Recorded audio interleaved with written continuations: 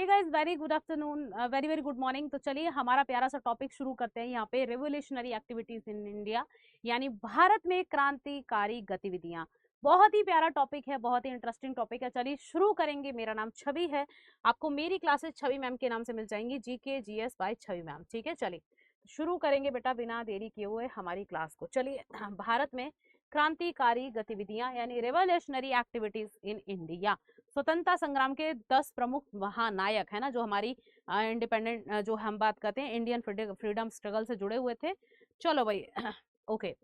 पहला अंग्रेज विरोधी संघर्ष सन्यासियों द्वारा शुरू किया गया था। तो हमें याद रखना है, ये कह रहा है जो फर्स्ट एंटी ब्रिटिश स्ट्रगल था वो किससे, सन्यासियों के द्वारा शुरू किया गया था। और सन्यासी विद्रोह, सन्यासी मूवमेंट के बारे में किसमें मिलता है, आनंद मठ में। आनंद मठ है ना, आनंद मठ में मिलता है। आनंद मठ जो कि बंकिम चंद्र चटर्जी का एक नोवेल है, जिससे हमने वंदे मातरम लिया है ना, इसी में हमें सन्यासी मूवमेंट के बारे में पता चलता है। 1887 में दादा भाई नौरोजी ने इंग्लैंड में भारतीय सुधार समिति की स्थापना की। ठीक है, तो ये याद रखेंगे। 1887 में दादा भाई नौरोजी ने क्या किया बच्चा, इंडियन रिफॉर्म्स कमेटी स्टैब्लिश की। कहाँ, इंग्लैंड में, क्योंकि रेवोल्यूशनरी एक्टिविटीज पढ़ रहे हैं तो उससे रिलेटेड जो भी चीज है वो देखेंगे। लॉर्ड कर्जन ने 20 जुलाई 1905 ईस्वी को बंगाल विभाजन के निर्णय की घोषणा कर दी। अब लॉर्ड कर्जन आता है, इसने क्या अनाउंस कर दिया बच्चा, इसने अनाउंस कर दिया कि भैया बंगाल विभाजन होगा। ये 20 जुलाई 1905 को अनाउंस कर दिया। बंगाल विभाजन के विरोध में 7 अगस्त 1905 को कलकत्ता के टाउन हॉल में स्वदेशी आंदोलन की घोषणा की गई। अब बच्चा, जो पार्टीशन ऑफ बंगाल है इसके अगेंस्ट क्या किया गया, स्वदेशी मूवमेंट को अनाउंस कर दिया गया। कहाँ, तो टाउन हॉल ऑफ कोलकाता में। कब बच्चा, 7 अगस्त 1905 में। ठीक है, तो हमें याद रखना है थोड़ा सा ये। ठीक है, 1905 में। तो डेट रट लेना, इन डेट से क्वेश्चन बनते हैं। ठीक है, चलिए कब अनाउंस किया गया, बंग भंग याद रखना, या अनाउंस किया है, सिर्फ घोषणा की गई है। ओके, तो पार्टीशन ऑफ बंगाल 2 पार्ट में डिवाइड कर दिया गया था, हमें पता है, इस तरीके से 2 पार्ट में बांटा था, एक वेस्ट बंगाल, एक हमारा ईस्टर्न बंगाल, पूरी बंगाल। ठीक है चलो, और ये कब तक, 1905 से 11 तक रहता है, 11 में इसको कैंसिल कर दिया जाता है बंगाल विभाजन को। बंगाल विभाजन 16 अक्टूबर 1905 को प्रभावी हुआ। यानी देखो, यहाँ अनाउंस किया गया था बेटा इस डेट को 20 जुलाई को, और 16 अगस्त को पार्टीशन ऑफ बंगाल जो है, बंगाल का विभाजन कर दिया गया। ठीक है, ओके। इस दिन पूरे बंगाल में शोक दिवस मनाया गया था। तो पूरे बंगाल में क्या है बच्चा, शोक दिवस, यानी दुख का दिन, के भैया बड़ा ही शोक, बड़ा ही दुख का दिन है, क्योंकि बंगाल विभाजन हुआ है। रविन्द्रनाथ टैगोर के आह्वान पर इस दिन को राखी दिवस के रूप में मनाया गया था। तो टैगोर के कहने पर इस दिन को हमने राखी डे के रूप में मनाया था। पार्टीशन ऑफ बंगाल वाले डे को याद रखना है। स्वदेशी आंदोलन में वंदे मातरम, विभाजन नहीं चाहिए, बंगाल एक है आदि नारे लगाए गए। और स्वदेशी मूवमेंट भी चला दिया गया बंगाल, जो पार्टीशन ऑफ बंगाल है इसके अगेंस्ट। यहाँ पे कुछ स्लोगन दिए गए, जैसे Vande Mataram, we don't want partition and Bengal is one, इस टाइप के हमारे बहुत सारे क्या है यहाँ पे बच्चा स्लोगन दिए गए। ठीक है, तो याद रखेंगे। अब थोड़ा स्वदेशी मूवमेंट देख ले। बंगाल विभाजन के अगेंस्ट चलाया गया था, 1905 में ही चलाया जाता है। ये भी बंग भंग भी 1905 में होता है, ये भी 5 में। ठीक, देखो फीमेल्स ने भी बढ़ चढ़कर पार्टिसिपेट किया था इसमें। ठीक है, उसी टाइम की पिक्चर है ये। प्रफुल्ल चाकी और खुदीराम बोस ने 30 अप्रैल 1908 को मुजफ्फरपुर के जज किंग्सफोर्ड की हत्या का प्रयास किया। अब देखो ये कह रहा है, 2 व्यक्ति थे, एक प्रफुल्ल चाकी और एक खुदीराम बोस। इन्होंने क्या किया, एक रिटायर था है ना जज, और उसको क्या किया, सॉरी एक जज था, उसको मार दिया। क्या नाम था, किंग्सफोर्ड, मुजफ्फरपुर का एक जज था, उसको मार दिया, उसकी हत्या करी। हत्या का प्रयास किया था 30 अप्रैल 1908 को। मतलब हत्या का प्रयास यानी बम फेंका गया था, लेकिन वो उस गाड़ी में था नहीं, तो बच गया था। गलती से बम कैनेडी की गाड़ी पर गिर गया, गलती से बम बच्चा कैनेडी की गाड़ी पर गिर गया, कैनेडी की वाइफ और बेटी उसमें थी, वो मारी गई थी, तो इनको फांसी भी हो जाती है। चाकी ने आत्महत्या कर लिया। इस घटना के बाद जो प्रफुल्ल चाकी है उसने क्या कर लिया बच्चा, सुसाइड कर लिया। और खुदीराम बोस को क्या कर दिया, हैंग कर दिया गया, फांसी भी दे दी गई। ठीक है, कब, 11 अगस्त 1908 को फांसी दे दी गई। तो ये भी हमें याद रखना है। सिर्फ 18 वर्ष के थे, यानी सबसे कम उम्र में फांसी पाने वाले व्यक्ति थे खुदीराम बोस भारत में।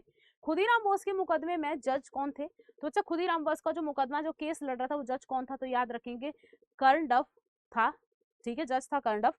और हम बात करते सरकारी वकील, मानुक था, मानुक और विनोद मुजफ्फरदार थे। तो बच्चा जज था कर्णडफ, और हम कहें गवर्नमेंट वकील कौन था, यानी एडवोकेट कौन था, तो ये मानुक था और विनोद था। ठीक है, तो ये हम थोड़ा याद रख सकते हैं। ओके तो इनको प्रफुल्ल चाकी और खुदीराम बोस है ना। चले, महाराष्ट्र में विनायक दामोदर सावरकर ने 1904 में अभिनव भारत संस्था की स्थापना की। क्योंकि हम रेवोल्यूशनरी एक्टिविटीज पढ़ रहे हैं, फिर से बता दूं कहाँ कहाँ क्या क्या घटना हुई हम वो पढ़ रहे हैं, ठीक है। तो महाराष्ट्र में भी होता है बच्चा, याद रखेंगे, विनायक दामोदर सावरकर, है ना, इन्होंने मिलकर इसने क्या किया, एक ऑर्गेनाइजेशन स्टैब्लिश की जिसका नाम अभिनव भारत संघ या अभिनव भारत संस्था है। अभिनव भारत संस्था, है ना, स्थापित की अभिनव भारत संघ या अभिनव भारत संस्था। विनायक दामोदर सावरकर और इनका भाई था इनके साथ गणेश, कौन था बच्चा, गणेश दामोदर सावरकर, यानी हम यहाँ पे सावरकर ब्रदर्स भी कह सकते हैं। क्या कह सकते हैं हम यहाँ पे, आपसे पूछ लेगा सीधा सीधा, सावरकर, सावरकर ब्रदर्स, ठीक है। तो आपको नाम ना देकर सावरकर ब्रदर्स दे देगा, है ना, याद रखेंगे सावरकर ब्रदर्स ने स्टैब्लिश किया था। ओके। प्लेग के समय ज्यादतियों से प्रभावित होकर पूना के चापेकर बंधुओं यानी दामोदर चापेकर और बालकृष्ण चापेकर ने 22 जून 1897 को प्लेग अधिकारी रैंड और एस्ट की हत्या कर दी। अब देखो, पूना के प्लेग कमिश्नर थे, उनकी हत्या कर दी दामोदर चापेकर और बालकृष्ण चापेकर, जिनको हम चापेकर ब्रदर्स कहते हैं, इन्होंने कर दी। किसकी, तो रैंड की कर दी, और आइस्ट की कब, 1897 में, याद रखेंगे ये पूना के प्लेग कमिश्नर थे, ठीक है। तो इन से बहुत परेशान हो गए थे तो इन्होंने इनको मार दिया। ये रेवोल्यूशनरी एक्टिविटीज है इंडिया में। चले, भीकाजी रुस्तम कामा भारतीय मूल की फ्रांसीसी नागरिक थी जो जर्मनी के स्टुटगार्ट शहर में 22 अगस्त 1907 को आयोजित 7वीं अंतरराष्ट्रीय कांग्रेस में तिरंगा फहराने के लिए जानी जाती हैं। अब आती है भीकाजी रुस्तम कामा, ठीक है, मैडम भीकाजी रुस्तम कामा। ये एक फ्रेंच सिटीजन थी। इन्होंने क्या किया बच्चा, फ्रेंच सिटीजन थी लेकिन इंडियन ओरिजिन थी, यानी भारतीय मूल की थी, यानी ओरिजिन प्लेस इंडिया है, सिटीजनशिप फ्रेंच की थी। इन्होंने क्या किया था बच्चा, इन्होंने जो हमारा ट्रिकुलर है, जो हमारा तिरंगा झंडा है, उसको एक 7th इंटरनेशनल कांग्रेस होती है कहाँ, 1907 में कहाँ पर, स्टुटगर्ट जर्मनी में, वहां पर भारत का तिरंगा फहराया। और इंडिया का तिरंगा भारत से बाहर फहराने के लिए अगर किसी को जाना जाता है तो पहली बार इन्होंने ही इंडिया से बाहर भारत का तिरंगा झंडा फहराया था, ठीक है। इसीलिए इनको क्या कहते हैं, भारतीय क्रांति की माँ, भारतीय क्रांति की माँ, भारतीय क्रांति की माँ, भारतीय क्रांति की माँ या जननी, जननी, ठीक है, यानी मदर ऑफ इंडियन रेवोल्यूशन के नाम से जानते हैं, मदर ऑफ इंडियन रेवोल्यूशन कहा जाता है इनको, ठीक है। ओके, ठीक है, तो ये याद रखेंगे।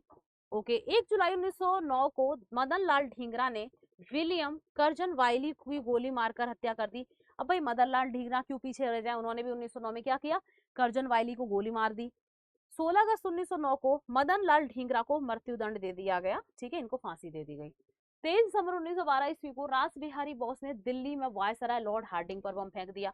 अब रास बिहारी बोस क्यों पीछे रहे, इन्होंने क्या किया, दिल्ली में जो वायसराय था लॉर्ड हार्डिंग, इस पर बम फेंक दिया, ठीक है, 1912 में। इसके परिणाम स्वरूप 13 व्यक्ति गिरफ्तार किए गए और 1 नवंबर 1913 में अनेक भारतीयों ने लाला हरदयाल के नेतृत्व में सैन फ्रांसिस्को यानी अमेरिका में गदर पार्टी की स्थापना कर दी। अब अमेरिका के सैन फ्रांसिस्को में गदर पार्टी की स्थापना कर दी गई, क्योंकि रेवोल्यूशनरी एक्टिविटीज में ये भी आता है हमारा, है ना।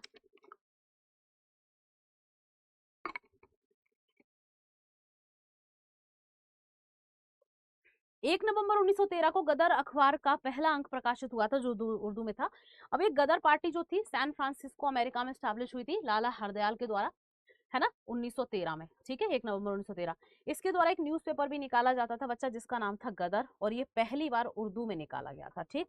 ओके, बाल गंगाधर तिलक ने स्वशासन प्राप्ति हेतु 28 अप्रैल 1916 को पूना में होम रूल लीग की स्थापना की।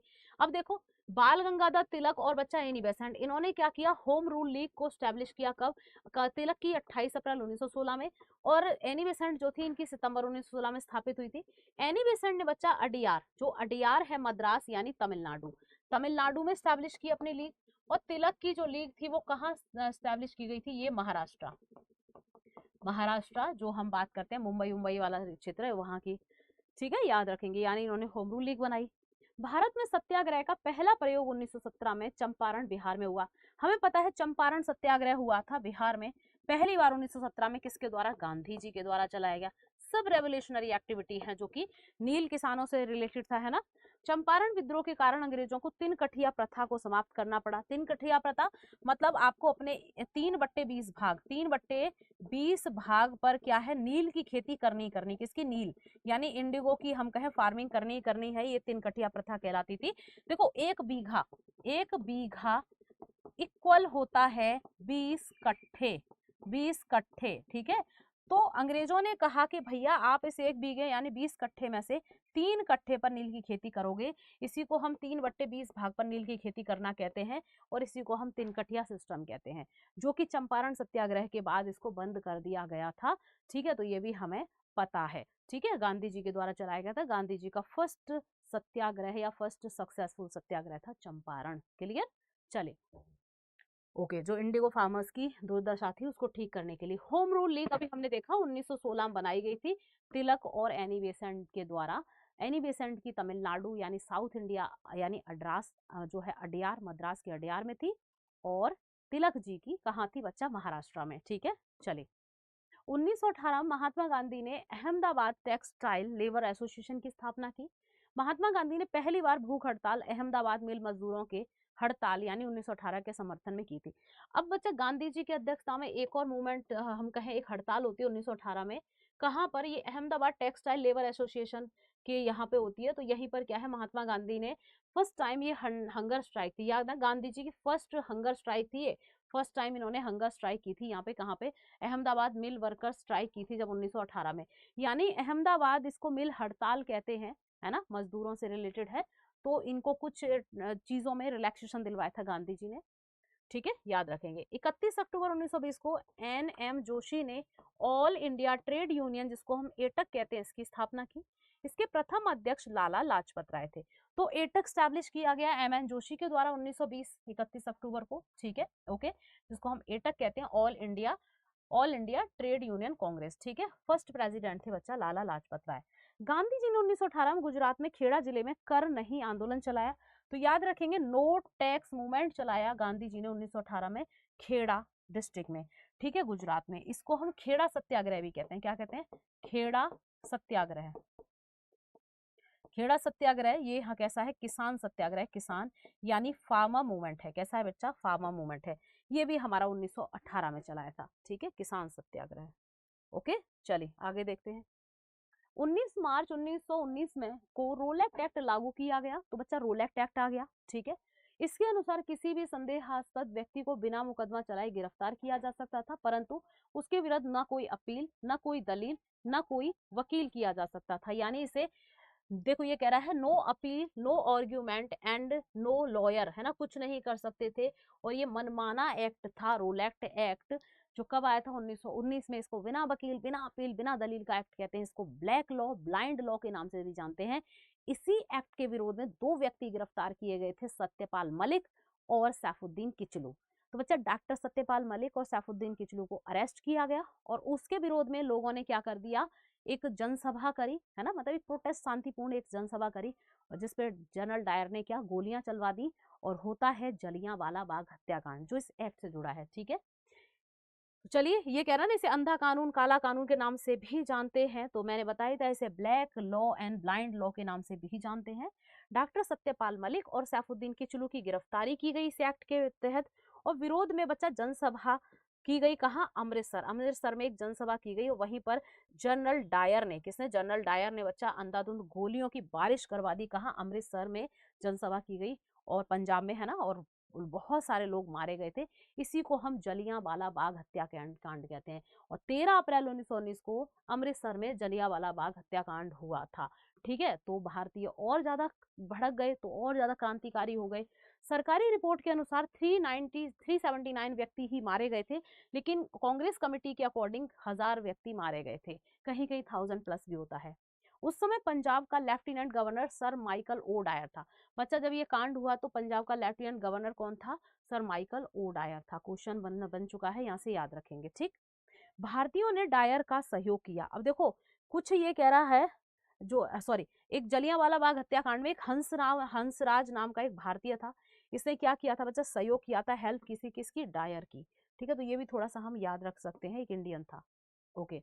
तो इस तरीके से थी ये जलियांवाला बाग के हत्याकांड। लोग बैठे और सामने से गोलियां चला दी। सोचो कितना भयानक दृश्य होगा, हम लोग बैठे और ऐसे गोलियों की बारिश करवा दी जाए। बहुत ही भयानक दृश्य।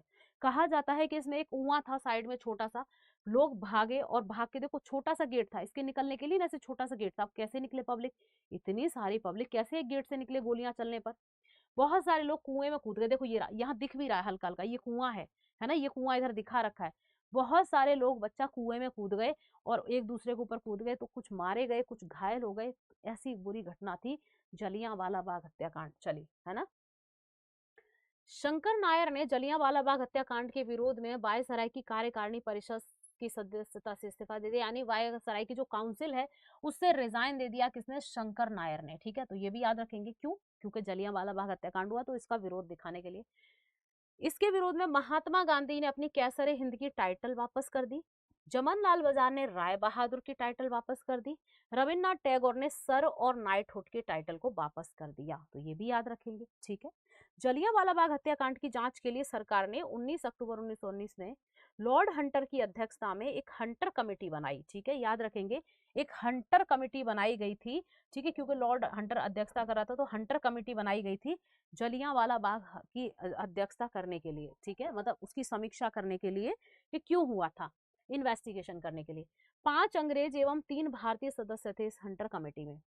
कांग्रेस ने जलियांवाला बाग हत्याकांड की जांच के लिए मदन मोहन मालवीय के नेतृत्व में एक आयोग का गठन किया। अब इंडियन नेशनल कांग्रेस ने भी एक कमीशन बनाया कि भैया चलो भाई क्या करो, अब जांच करो कि ये क्यों हुआ जलियांवाला बाग हत्याकांड। मदन मोहन मालवीय की अध्यक्षता में बनाया एक आयोग, एक कमीशन इंडियन नेशनल कांग्रेस ने, जिसके 2 मेंबर और थे। अदर मेंबर में मोतीलाल नेहरू और महात्मा गांधी जी। ठीक है, ये भी याद रखना, क्वेश्चन बनते हैं। आगे देखते हैं इन दो जो है खिलाफत मूवमेंट। अब आते हैं खिलाफत मूवमेंट, जो कि 1919 में शौकत अली और मोहम्मद अली यानी अली ब्रदर्स के द्वारा स्टार्ट किया गया था। खिलाफत मूवमेंट पूछ लेता है तो किसके द्वारा बच्चा? अली ब्रदर्स। ठीक है, अली ब्रदर्स के द्वारा इसको स्टार्ट किया गया था, तो पूछा जाता है। ठीक, चलिए, तो शौकत अली और मोहम्मद अली हैं अली ब्रदर्स में। ठीक है, तो याद रखेंगे भारतीय मुसलमानों का ब्रिटेन के खलीफा यानी टर्की के खलीफा जो है ब्रिटेन के खिलाफ टर्की के खलीफा के समर्थन में आंदोलन था। यानी जो ब्रिटिश थे वो क्या कर रहे थे बच्चा? उन्होंने टर्की का जो खलीफा का पद था, जो मुस्लिम कम्युनिटी की highest post, religious highest post हुआ करती थी, जो तुर्की में बैठी थी खलीफा की, उस पद को खत्म कर दिया, उस पोस्ट को। भारतीय मुसलमान भड़क गए, उन्होंने खिलाफत मूवमेंट कर दिया। ठीक है, आगे चल के इसको गांधी जी लीड करते हैं। तो खिलाफत मूवमेंट 1919। ठीक है, चले, ओके। इन्होंने कहा कि खलीफा के पद को, खलीफा की पोस्ट को री एस्टैब्लिश करो। चले, अब कह रहा है 17 अक्टूबर 1919 को समूचे देश में खिलाफत दिवस मनाया गया। तो खिलाफत डे याद रखना 17 अक्टूबर को मनाया गया था। ठीक है, ओके। रोलेक्ट एक्ट, जलियांवाला बाग हत्याकांड और खिलाफत आंदोलन के उत्तर में गांधी जी ने 1 अगस्त 1920 को असहयोग आंदोलन चला दिया। अब गांधी जी क्यों पीछे रहे? क्योंकि रोलेक्ट एक्ट आ चुका था, जलियांवाला बाग हत्याकांड हो चुका था, खिलाफत मूवमेंट चल चुका था। तो इन सब को देखते हुए गांधी जी ने भी स्टार्ट कर दिया नॉन कॉर्पोरेशन मूवमेंट, जो कि 1 अगस्त 1920 को होता है। और यही 1 अगस्त है जब बाल गंगाधर तिलक की मृत्यु हो जाती है, डेथ हो जाती है इसी दिन। ठीक है, मोहम्मद अली को सर्वप्रथम असहयोग आंदोलन में गिरफ्तार किया गया था। तो बच्चा जो शौकत अली मोहम्मद अली 2 भाई थे ना, तो मोहम्मद अली को यहीं पे अरेस्ट कर लिया जाता है। ठीक है,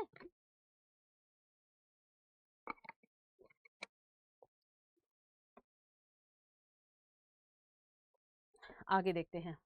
नॉन कॉर्पोरेशन मूवमेंट, डेट हमें पता ही है 1920, 1 अगस्त, है ना, गांधी जी के द्वारा। चलिए, 5 फरवरी 1922 ईस्वी को गोरखपुर जिले के चौरी चौरा नामक स्थान पर असहयोग आंदोलनकारियों ने क्रोध में आकर थाने में आग लगा दी। चौरी चौरा घटना कहते हैं इसे। तो बच्चा एक चौरी चौरा इंसिडेंट होता है कब? 5 फेब 1922 को। कहां पर होता है? तो याद रखेंगे, चौरी चौरा एक गांव है, कहां? गोरखपुर डिस्ट्रिक्ट, उत्तर प्रदेश में, है ना, यूपी में। वहीं पर क्या है, पुलिस थाने में आग लगा दी। लगभग यहाँ पे कहें जो है 21 लिखा हुआ है, सिपाही है ना, थानेदार और 21 मतलब लगभग यहाँ पे 22 थानेदार और 21 सिपाही यानी 22 पुलिस कर्मियों को जिंदा जला दिया था लोगों ने, भीड़ ने। ठीक है, तो गांधी जी क्या हुआ बच्चा? गांधी जी ने यहाँ पर इससे गुस्सा हो गए। क्यों? गांधी जी को पता था कि भैया हम तो, गांधी जी अहिंसा के प्रेमी थे, तो गांधी जी ने अपना जो नॉन कॉर्पोरेशन मूवमेंट था ना, जो असहयोग आंदोलन, उसको स्टॉप कर दिया था। देखो 5 फरवरी को ये घटना होती है और 12 फरवरी 12 फेब, ठीक है, 12 फेब 1922 को गांधी जी क्या करते हैं? अपना मूवमेंट स्टॉप कर देते हैं। कौन सा? असहयोग आंदोलन, नॉन कॉर्पोरेशन मूवमेंट। ठीक है, इसी घटना से दुखी होकर सचिन दास सान्याल ने 1924 में कानपुर में हिंदुस्तान रिपब्लिकन एसोसिएशन की स्थापना की, जिसको हम शॉर्ट में क्या कहेंगे, हिंदुस्तान रिपब्लिकन एसोसिएशन को HRA। HRA किसने स्टैब्लिश किया 1924 में बच्चा, कानपुर में किया गया था सचिन दास सान्याल ने। ठीक है, चलिए ये भी हमारी रेवोल्यूशनरी एक्टिविटीज हैं। ओके, भगत सिंह ने 1928 में दिल्ली में फिरोज शाह कोटला में फिरोज शाह कोटला स्टेडियम है ना, हिंदुस्तान सोशलिस्ट रिपब्लिकन एसोसिएशन की स्थापना की, यानी हम इसको क्या कहेंगे, Hindustan socialist Republican association HSRA। ठीक है, HSRA, ठीक है, HSRA, क्लियर। देखो 1928 में फिरोज शाह कोटला मैदान दिल्ली में किया गया था भगत सिंह के द्वारा। तो बच्चा जो ये HRA है, हमने देखा HRA का ही, हिंदुस्तान रिपब्लिकन एसोसिएशन का ही नाम बदलकर सिर्फ सोशलिस्ट लगा दिया गया, यानी हिंदुस्तान सोशलिस्ट कर दिया गया, यानी HSRA कर दिया गया। ये HRA की स्थापना सचिन दास सान्याल कानपुर में करते हैं और HSRA की स्थापना भगत सिंह करते हैं बच्चा दिल्ली में। तो ये हमें याद रखना है 1928 में, और वो होता है 24 में। ठीक, 9 अगस्त 1925 को 10 व्यक्तियों ने सहारनपुर से लखनऊ की ओर जा रही 8 डाउन ट्रेन से रेल विभाग का खजाना काकोरी नामक स्थान पर लूट लिया। इसे ही काकोरी कांड कहते हैं। हमें पता है ना, काकोरी जो ट्रेन कॉन्स्पिरेंसी या काकोरी ट्रेन कांड होता है ना, तो 8 डाउन ट्रेन का नाम थोड़ा याद रख लेंगे। ठीक है, का नाम है, कब होती है ये घटना, 10 लोगों ने लूटा था, ट्रेन का नाम है 8 डाउन ट्रेन। कहाँ, सहारनपुर बरेली से है ना, लखनऊ जा रही थी ट्रेन, तो खजाना लूट लिया। ठीक है, सरकारी खजाना लूटने का विचार राम प्रसाद बिस्मिल का था। तो बच्चा ये किसका थॉट था कि राम प्रसाद बिस्मिल ने कहा कि चलो सरकारी खजाना लूटते हैं, इससे अंग्रेज थोड़े वीक होंगे और भैया भारत का ही तो है वो, तो हम लूट लेंगे और हम अपनी जो रेवोल्यूशनरी एक्टिविटीज है उसमें यूज कर लेंगे, यानी क्रांतिकारी गतिविधियों में उस खजाने को यूज कर लेंगे। ठीक है, चलिए ओके, ठीक है, तो इसको काकोरी इंसिडेंट कहते हैं। अब इसका नाम बदलकर क्या कर दिया, काकोरी ट्रेन एक्शन कर दिया यूपी गवर्नमेंट ने इसका नाम। कांड से ऐसे लगता था पता नहीं कौन सी चोरी डकैती की है भारतीयों ने, तो काकोरी ट्रेन एक्शन कर दिया, काकोरी कांड से बदलकर काकोरी ट्रेन एक्शन अभी करंट में किया गया था। राम प्रसाद बिस्मिल यह कहते हुए कि मैं राज्य के पतन की इच्छा करता हूं, फांसी पर लटक गए थे। राज्य के पतन की यानी अंग्रेजी राज्य के, ब्रिटिश राज्य के पतन यानी उसकी डिक्लाइन की मैं क्या करता हूं बच्चा, इच्छा करता हूं, ऐसा कहते हुए हैंग यानी फांसी पे लटक गए थे। I wish for the downfall of the state, यानी ब्रिटिश स्टेट की बात कर रहे हैं, ब्रिटिश राज की। ठीक है, अशफाक उल्ला खां पहले भारतीय क्रांतिकारी मुसलमान थे जो देश की स्वतंत्रता के लिए फांसी पर लटक गए थे। सोचो, है ना, अशफाक उल्ला खां पहले हम कहें ऐसे क्रांतिकारी मुस्लिम थे जो देश को आजाद कराने के लिए बेटा फांसी पर चढ़ गए थे। साइमन कमीशन की बात करते हैं तो साइमन कमीशन 3 फरवरी 1928 को क्या हुआ बच्चा, भारत आया था। ठीक है, तो पूछा जाता है कब भारत आया, और नारे लगाए गए थे साइमन गो बैक के, तो 1928 में भारत आया। 30 अक्टूबर 1928 को लाहौर में साइमन आयोग के विरुद्ध प्रदर्शन करते समय पुलिस ने लाठी चलवा दी, है ना, और क्या हुआ, एक व्यक्ति की डेथ हो गई, लाला लाजपत राय की, ये घायल हो गए और बाद में इनकी मृत्यु हो जाती है। और साइमन कमीशन के ही विरोध में नारे लगाए गए थे, साइमन गो बैक, साइमन वापस जाओ, क्योंकि इसमें एक भी भारतीय नहीं था, सारे के सारे गोरे थे, अंग्रेज थे, इसीलिए इसको व्हाइट कमीशन के नाम से भी जानते हैं। ठीक है, भगत सिंह के नेतृत्व में पंजाब के क्रांतिकारियों ने 17 दिसंबर 1928 को लाहौर के तत्कालीन सहायक पुलिस कप्तान सैंडर्स को गोली मार दी। ठीक है, भगत सिंह की लीडरशिप में, क्योंकि लाजपत राय को मार दिया गया, भगत सिंह और बहुत सारे हमारे क्रांतिकारी यहाँ पे क्या है, भड़क गए और उन्होंने क्या किया, जगह जगह बम फेंके, गोली मारी, तो सैंडर्स को यहाँ पे गोली मार दी गई 1928 में ही। और यही कारण होता है साइमन कमीशन, फिर लाला लाजपत राय की डेथ, और यही कारण होता है बेटा कि इनको फांसी होती है बाद में भगत सिंह को, इसीलिए जेल वेल चले गए थे, क्योंकि ये यहाँ से भड़क गए थे बहुत ज्यादा हमारे क्रांतिकारी।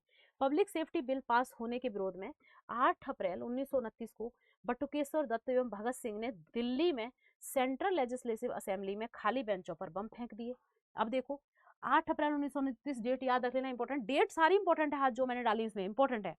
इन्होंने क्या किया, प्रोटेस्ट के अगेंस्ट बच्चा एक पब्लिक सेफ्टी बिल लाया जा रहा था, कहाँ पर, जो सेंट्रल लेजिस्लेटिव असेंबली है वहां पर दिल्ली में। ठीक है, उस बिल के विरोध में क्या किया, भगत सिंह और बटुकेश्वर दत्त, ठीक है, आपके बटुकेश्वर दत्त और भगत सिंह ने बच्चा क्या किया, जो एम्प्टी बेंचेस थे, खाली बेंचेस थे, वहां बम फेंक दिया। क्यों, कि भैया बहरी सरकार को सुनाना है। इन्होंने बम फेंका, कुछ पर्चे फेंके, लोग जहां बैठे थे वहां नहीं फेंके, इन्होंने खाली बेंचों फेंके थे कि बहरी सरकार को सुनाना है। लेकिन गवर्नमेंट तो ठीक ठहरी, उस समय अंग्रेज सरकार उनको बहाना चाहिए था, इनको गिरफ्तार किया और लास्ट में आपको पता है फांसी दे दी जाती है।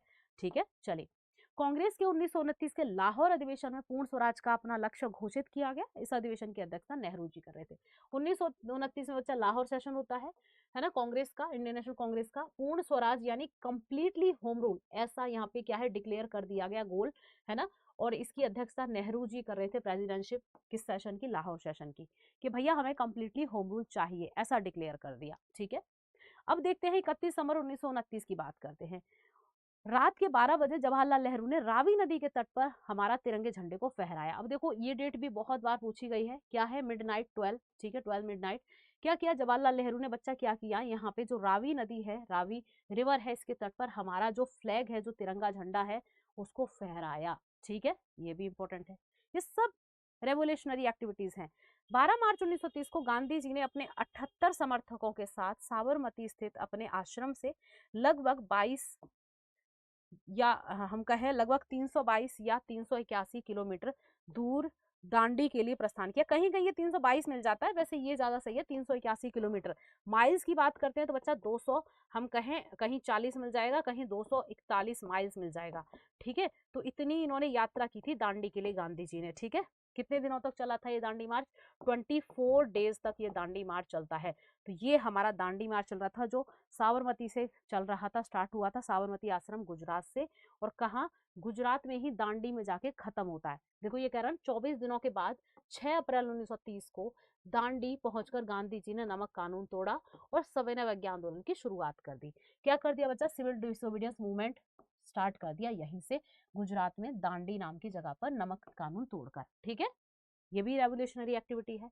सुभाष चंद्र बोस ने गांधी जी के नमक सत्याग्रह की तुलना नेपोलियन के एल्वा से पेरिस यात्रा से की।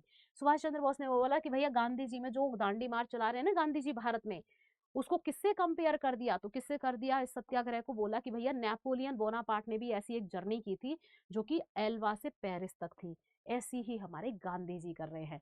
ठीक है, तो याद रखना किससे कंपेयर किया, नेपोलियन बोनापार्ट की जर्नी से। 1931 में सरदार वल्लभ भाई पटेल की अध्यक्षता में कराची अधिवेशन में पंडित जवाहरलाल नेहरू ने मूल अधिकारों व आर्थिक कार्यक्रम पर संकल्प प्रारूप पार किया।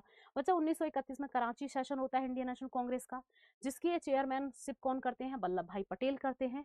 तो बच्चा पंडित जवाहरलाल नेहरू ने यहाँ पर क्या किया, पंडित जवाहरलाल नेहरू ने एक ड्राफ्ट या हम कहें एक रेजोल्यूशन, ठीक है, तैयार किया। क्या किया बच्चा, यहाँ पे पंडित जवाहरलाल नेहरू ने यहाँ पे एक संकल्प प्रारूप तैयार किया, ड्राफ्ट रेजोल्यूशन, जो कि हमारा fundamental rights and economic programme से रिलेटेड था। यानी पहली बार फंडामेंटल राइट्स की हम बात करते हैं, कांग्रेस अपने जो है प्रपोजल किसमें, कराची अधिवेशन में लेकर आई थी, फंडामेंटल राइट्स का याद रखेंगे, जिसकी अध्यक्षता कौन कर रहे थे, पटेल जी। ठीक है, चलिए, भीमराव अंबेडकर को लंदन में हुई तीनों गोलमेज सम्मेलनों में अछूतों के प्रतिनिधि के रूप में बुलाया गया। तो याद रखेंगे अंबेडकर जी। अब इसी बीच राउंड टेबल कॉन्फ्रेंस चल रही थी, तीनों राउंड टेबल कॉन्फ्रेंस को लीड, तीनों में पार्टिसिपेट किया था अंबेडकर जी ने, ये याद रखो। सेकंड गोलमेज सम्मेलन में गांधी जी ने भाग लिया। ठीक है, दूसरे गोलमेज सम्मेलन की असफलता के बाद गांधी जी ने 3 जनवरी 1932 को पुनः सविनय अवज्ञा आंदोलन शुरू कर दिया। हमने अभी पीछे देखा था, जिस दिन गांधी जी ने नमक कानून तोड़ा था, सॉल्ट लॉ ब्रेक किया था, 6 अप्रैल 1930 को। ठीक है, ओके, गांधी जी ने यहीं से हमारा क्या, सिविल डिसोबीडियंस मूवमेंट स्टार्ट किया था। लेकिन बीच में ही राउंड टेबल कॉन्फ्रेंस चल रहे थे, तो गांधी जी की यानी भारतीयों की कुछ बात मांगे मान ली जाती हैं, तो बीच में ही सिविल डिसोबीडियंस मूवमेंट को स्टॉप कर देते हैं गांधी जी, और कहाँ चले जाते हैं, सेकेंड राउंड टेबल कॉन्फ्रेंस में पार्टिसिपेट करने, जो कहाँ, इंग्लैंड में चल रहे थे, इंग्लैंड। ठीक है, इंग्लैंड में ये चल रही थी राउंड टेबल कॉन्फ्रेंस, तो वहां पार्टिसिपेट करते गांधी जी किसको लीड कर रहे थे, इंडियन नेशनल कांग्रेस हो, गांधी जी की जगह इंडियन नेशनल कांग्रेस भी दे देगा, तो इंडियन नेशनल कांग्रेस में ने याद रखना, देखो 3 होते हैं राउंड टेबल कॉन्फ्रेंस। ठीक है, एक होता है 1930 में, एक होता है बेटा 1931, एक होता है 1932। गांधी जी ने या हम कहें इंडियन नेशनल कांग्रेस ने ना तो फर्स्ट में पार्टिसिपेट किया ना थर्ड में, इंडियन नेशनल कांग्रेस ने सिर्फ और सिर्फ सेकेंड राउंड टेबल कॉन्फ्रेंस में ही पार्टिसिपेट किया था, याद रखेंगे, और जिसको लीड कर रहे थे गांधी जी। ठीक है, गांधी जी लीडर बन के गए थे। अब गांधी जी लीडर बन के गए, उस समय क्या है, सिविल डिसोबीडियंस मूवमेंट स्टॉप कर दिया गया, क्योंकि कुछ बातें मान ली थी अंग्रेजों ने भारतीयों की। लेकिन गांधी जी जब आए तो ये भैया ये राउंड टेबल कॉन्फ्रेंस क्या हो गया, फेल हो गया पूरे तरीके से, तो गांधी जी ने अगेन स्टार्ट कर दिया सिविल डिसोबीडियंस मूवमेंट 1932 को। तो डेट पूछ ली जाएगी कि दोबारा कब स्टार्ट किया गया था।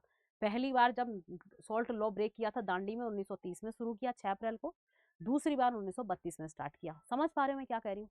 तो याद रखना 2 बार इसको शुरू करते हैं, क्योंकि राउंड टेबल कॉन्फ्रेंस वैसे भी तीनों ही फेल हुए थे, ये राउंड टेबल कॉन्फ्रेंस है। अब एक क्वेश्चन है कि ये राउंड टेबल क्यों थी भाई? ये टेबल ऐसी भी तो हो सकती थी, ये टेबल इस तरीके से हो सकती थी, यूं करके, ठीक है, ऐसे हो सकती थी, ठीक है, ऐसे हो सकती थी ट्रायंगुलर शेप, लेकिन राउंड टेबल क्यों थी? राउंड टेबल इसलिए थी क्योंकि सब इक्वल हैं। अब यहाँ पे कोई हेड नहीं है। अब देखो इस टाइप की टेबल पे हमने देखा एक हेड यहाँ होता है, एक हेड यहाँ होता है, और यहाँ पे बैठे होते हैं वो छोटे छोटे व्यक्ति प्यादे, यानी मेन मुखिया यहाँ बैठे होते हैं ना।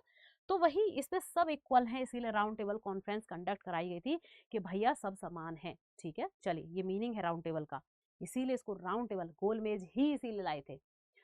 दूसरे गोलमेज सम्मेलन की असफलता के बाद गांधी जी ने, है ना, पुनः सविनय वगैरह आंदोलन शुरू कर दिया, हमने कर लिया ये। 23 मार्च 1931 को सुखदेव, भगत सिंह और राजगुरु को फांसी दे दी गई। अब देखो 3 व्यक्तियों को इस डेट को फांसी दे दी गई, सुखदेव, भगत सिंह और राजगुरु, ये डेट भी याद रखना है। 1 मई 1939 को सुभाष चंद्र बोस ने कांग्रेस के भीतर ही एक नए गुट का गठन किया, जिसे फॉरवर्ड ब्लॉक कहा गया। तो याद रखना 1939 में सुभाष चंद्र बोस ने क्या किया बच्चा? फॉरवर्ड ब्लॉक की स्थापना करते हैं, ये भी हमारी रेवोल्यूशनरी एक्टिविटी है। ठीक है, सुभाष चंद्र बोस ने स्वतंत्रता संघर्ष के दौरान फ्री इंडियन लीजन के नामक सेना भी बनाई। तो इन्होंने बच्चा फ्री इंडियन लीजन, एक हम कहें आर्मी का भी गठन किया था। ठीक है, तो ये भी हम याद रखेंगे, 39 के ही समय की बात है। चलिए 13 मार्च 1940 को लंदन में पंजाब के सुनाम नामक स्थान के सरदार ऊधम सिंह ने पंजाब के भूतपूर्व lieutenant governor Michael O'Dwyer की गोली मारकर हत्या कर दी। अब बच्चा सरदार ऊधम सिंह, इन्होंने क्या किया 1940 में, 13 मार्च 1940 में पंजाब का जो लेफ्टिनेंट गवर्नर था माइकल ओ डायर, इसकी गोली मारकर हत्या कर दी लंदन में। ठीक है, तो ये भी हम थोड़ा सा याद रख लेंगे। इसने सोचा वो माइकल डायर है जिसने जलियांवाला बाग हत्याकांड में क्या गोलियां चलवाई थी, लेकिन ये ओ डायर है, वो जनरल डायर था। ठीक है, तो इन्होंने सोचा कि भैया ये जनरल डायर है, तो इन्होंने गोली मार दी। बाद में पता चला कि ये तो ओ डायर था। ठीक है, 2 डायर थे, याद रखेंगे। गांधी जी ने 17 अक्टूबर 1940 को पावनार में व्यक्तिगत सत्याग्रह शुरू कर दिया। पावनार आश्रम है, पावनार आश्रम कहाँ पर? ये है महाराष्ट्र में, महाराष्ट्र में है पावनार आश्रम। ठीक है, तो यहाँ से इंडिविजुअल सत्याग्रह स्टार्ट कर दिया गांधी जी ने, याद रखेंगे। जिसके फर्स्ट सत्याग्रही थे कौन थे बच्चा? विनोबा भावे फर्स्ट सत्याग्रही थे। सेकंड सत्याग्रही की बात करते हैं जवाहरलाल नेहरू थे। एंड थर्ड सत्याग्रही कौन थे बच्चा? ब्रह्मदत्त थे। ठीक है, तो ये भी याद रखेंगे।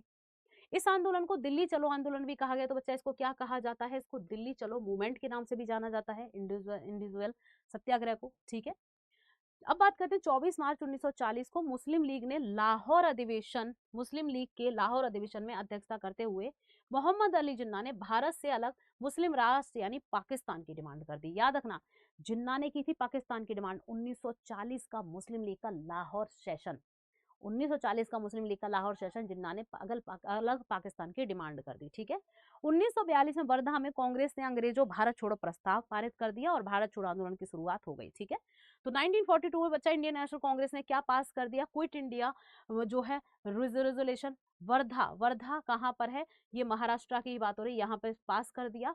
और 9 अगस्त 1942 को स्टार्ट हो गया क्विट इंडिया मूवमेंट। ठीक है, चलिए क्विट इंडिया मूवमेंट तो हमें पता होना चाहिए 9 अगस्त को। इसी आंदोलन में गांधी जी ने करो या मरो का नारा दिया, डू और डाई का स्लोगन भी देते हैं गांधी जी। ठीक है, 9 अगस्त, अब ये कह रहा है ऑन द मॉर्निंग ऑफ 9 अगस्त 1942, यानी 9 अगस्त की सुबह सुबह प्रातः काल को एक ऑपरेशन चलाया गया, operation zero hour. Gandhi ji and all जो भी इंपॉर्टेंट लीडर्स थे उनको अरेस्ट कर लिया गया, गिरफ्तार कर लिया गया अंग्रेजों के द्वारा, ऑपरेशन जीरो आवर चलाकर। यानी 9 अगस्त की सुबह सुबह जिस दिन भारत छोड़ो शुरू हुआ था, उसी दिन सभी इंपॉर्टेंट लीडर्स को गिरफ्तार कर लिया गया कि भैया आप चलाओ आंदोलन, कैसे चलाओगे। लेकिन फिर भी भारत छोड़ो खूब जोर जार से चला, क्योंकि लोगों ने खुद ही चलाया हर जगह। ठीक है, गांधी जी को पूना के आगा खां पैलेस, आगा खां महल या पैलेस में रखा गया, यानी जेल। जो उस समय राजे रजवाड़े थे, अब उनके महल खाली हो गए, अंग्रेजों ने उनको एज अ जेल कन्वर्ट कर दिया। तो गांधी जी को वहां कैद कर लिया, अरेस्ट करके। कांग्रेस के कार्यकारिणी के अन्य सदस्यों को अहमदनगर के दुर्ग में रखा गया। ठीक है, सरोजिनी नायडू और कस्तूरबा गांधी को आगा खां पैलेस में ही गांधी जी के साथ रख दिया गया। जवाहरलाल नेहरू को अल्मोड़ा जेल में रखा गया। राजेंद्र प्रसाद जी को बांकीपुर जेल में। मौलाना अबुल कलाम आजाद, मौलाना अबुल कलाम आजाद को बच्चा बांकुड़ा जेल में रखा गया। तो कहाँ कहाँ किस किस को किस किस जेल में रखा गया, यहाँ से क्वेश्चन बनते हैं। तो थोड़ा सा ये सारे पॉइंट्स आप लोग क्या है याद रख लेना। ठीक है, उषा मेहता भारत छोड़ो आंदोलन के समय खुफिया क्या कर रही थी बच्चा? रेडियो चलाने के लिए पूरे देश में विख्यात थी। तो बच्चा उषा मेहता, वेरी इंपॉर्टेंट, कई बार पूछा गया है। ये क्या कर रही थी बच्चा? यहाँ पे सीक्रेट रेडियो से प्रसारण कर रही थी, ब्रॉडकास्टिंग कर रही थी, है ना, क्विट इंडिया मूवमेंट के समय अंग्रेजी सरकार से छुपकर, अंडरग्राउंड होकर। ठीक है, 1942 में बॉस ने उत्तर अफ्रीका से पकड़े गए भारतीय युद्धबंदियों को भर्ती कर सेना का दल गठित किया। अब 1942 में बच्चा सुभाष चंद्र बोस ने क्या किया, साउथ अफ्रीका से कुछ सोल्जर्स को जो है पकड़ा गया था, है ना, और उनको इन्होंने क्या किया, छुड़वाया, और वहां से उनको मिलाकर, नॉर्थ अफ्रीका की बात हो रही है, वो उनको मिलाकर एक आर्मी बनाई, है ना, जापान के सहयोग से इन्होंने एक आर्मी बनाई थी, जापान की हेल्प से, ठीक है, जिसे फ्री इंडियन लीजन कहा गया। जिसे क्या कहा गया बच्चा, फ्री इंडियन लीजन कहा गया। सुभाष चंद्र बोस ने 21 अक्टूबर 1943 को सिंगापुर में स्वतंत्र भारत की अस्थायी सरकार का गठन किया, जिसका जर्मनी व जापान ने समर्थन किया।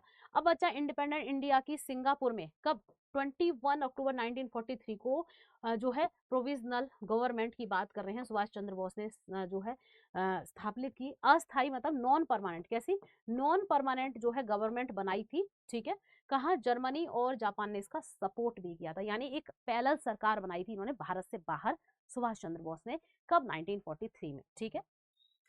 अक्टूबर 1943 में बॉस को आजाद हिंद फौज का सर्वोच्च सेनापति बनाया गया। तो बच्चा आजाद हिंद फौज, जिसको हम शॉर्ट में INA भी कह देते हैं, इंडियन नेशनल आर्मी, है ना, इसका सर्वोच्च कमांडर आजाद हिंद फौज का बना दिया गया, सुप्रीम कमांडर, किसको, बॉस को, 1943 में। आजाद हिंद फौज के 3 ब्रिगेडरों के नाम थे। अब आजाद हिंद फौज INA, जिसके 3 ब्रिगेडर, 3 यानी सैनिक टुकड़ियां थी, जिनके नाम देखो क्या रखे गए थे, ये कह रहा है Subhash brigade, Gandhi brigade, Nehru brigade, और महिलाओं के ब्रिगेड का नाम लक्ष्मीबाई ब्रिगेड था, ठीक है। तो इनके 3 ब्रिगेड तो थे, एक तो गांधी ब्रिगेड था, एक नेहरू जी के नाम पे नेहरू ब्रिगेड था, एक सुभाष जी के नाम पे सुभाष ब्रिगेड था, और विमेंस की जो ब्रिगेड यानी सैनिक टुकड़ी थी, उसका लक्ष्मीबाई रेजिमेंट नाम था। तो 3 रेजिमेंट या 3 ब्रिगेड बनाई थी इन्होंने, तो ये भी हम क्या है थोड़ा याद रख लेंगे। अब यहाँ पे याद रखना है, कई बार इस याद देता है पटेल ब्रिगेड दे देगा, तिलक ब्रिगेड दे देगा, तो आपको पता होना चाहिए कि नहीं, यही थे, ठीक है, ओके। आजाद हिंद फौज का झंडा कांग्रेस के तिरंगे झंडे के भांति ही था, जिस पर दहाड़ते हुए शेर का चिन्ह था। तो याद रखना, जो आजाद हिंद फौज है, इसका जो तिरंगा था बच्चा, इंडियन नेशनल कांग्रेस के तिरंगे जैसा ही था, जिसपे छपा हुआ था दहाड़ता हुआ शेर, गर्राता हुआ शेर। चलिए, 8 नवंबर 1943 को जापान ने अंडमान और निकोबार द्वीप सुभाष चंद्र बोस को सौंप दिए। नेताजी ने इनका नाम शहीद द्वीप और स्वराज द्वीप रख दिया, क्योंकि जापान ने अधिकार कर रखा था अंडमान निकोबार आइलैंड पर, है ना, जीत लिए थे इसे अंग्रेजों से जापान ने, ठीक है। तो जापान ने इनको गिफ्ट कर दिए सुभाष चंद्र बोस को, और बोस ने इनका नाम क्या रखा अंडमान निकोबार के आइलैंड्स का, एक तो शहीद द्वीप और एक हमारा स्वराज द्वीप, ठीक है, इन आइलैंड्स का नाम।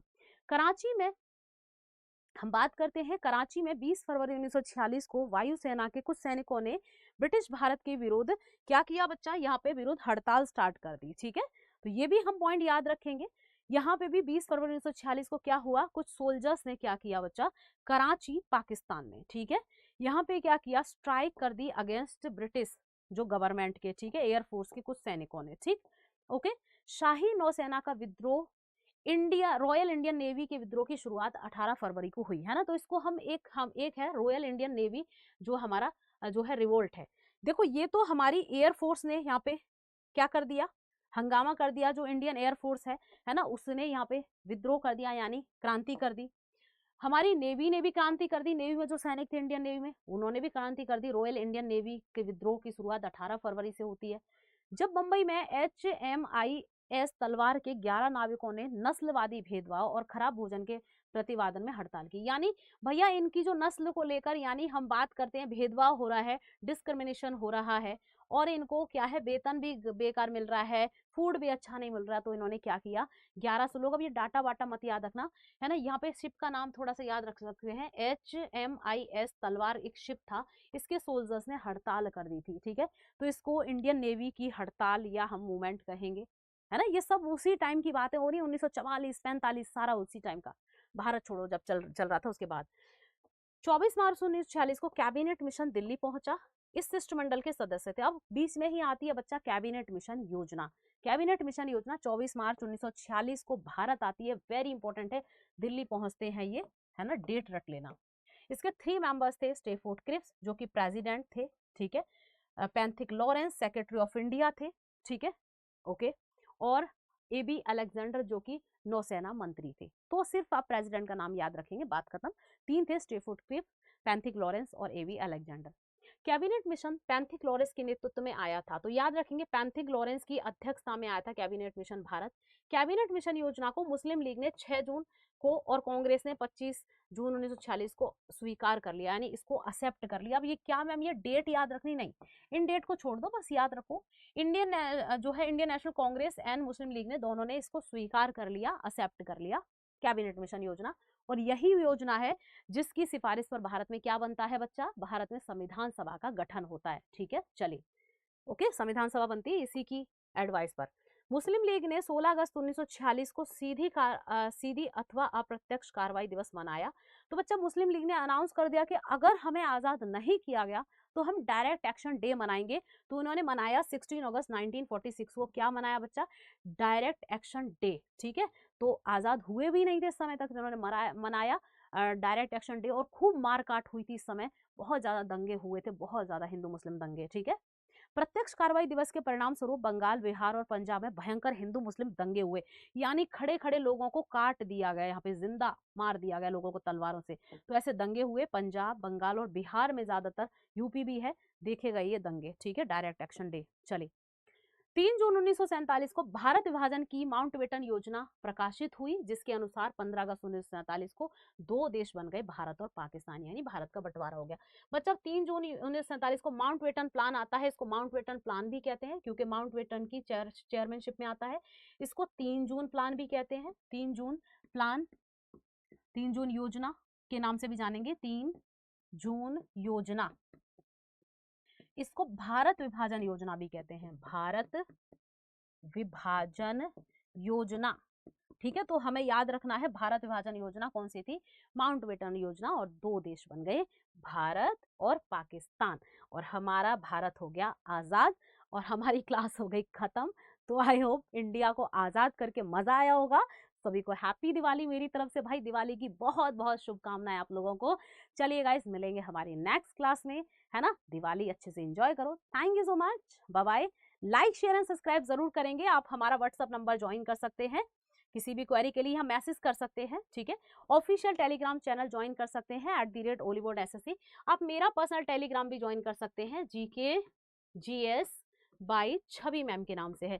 तो आप मेरा पर्सनल टेलीग्राम चैनल भी ज्वाइन कर सकते हैं बेटा। ठीक है, तो आपको यहाँ पे स्टडी मटेरियल मिलता रहेगा। और क्लास अच्छी लगी है, अगर भारत को आजाद करके मजा आया है, तो लाइक शेयर एंड सब्सक्राइब जरूर करेंगे। और बच्चा सब्सक्राइब करके बेल आइकन जरूर प्रेस करना है, ताकि हमारी क्लासेस के नोटिफिकेशंस मिलते रहें। फिर से मेरी तरफ से सभी को हैप्पी दिवाली, एंड क्लास को लाइक शेयर एंड सब्सक्राइब जरूर करें। गाइस, मिलेंगे नेक्स्ट क्लास में। आई होप मजा आएगा। पूरी की पूरी रेवोल्यूशनरी एक्टिविटीज हमने पूरा देख लो, स्वतंत्रता संग्राम पढ़ लिया हमने पूरा, बेटा पूरा स्वतंत्रता संग्राम पढ़ लिया। ठीक है, तो thank you so much, happy Diwali, जय हिंद, जय भारत।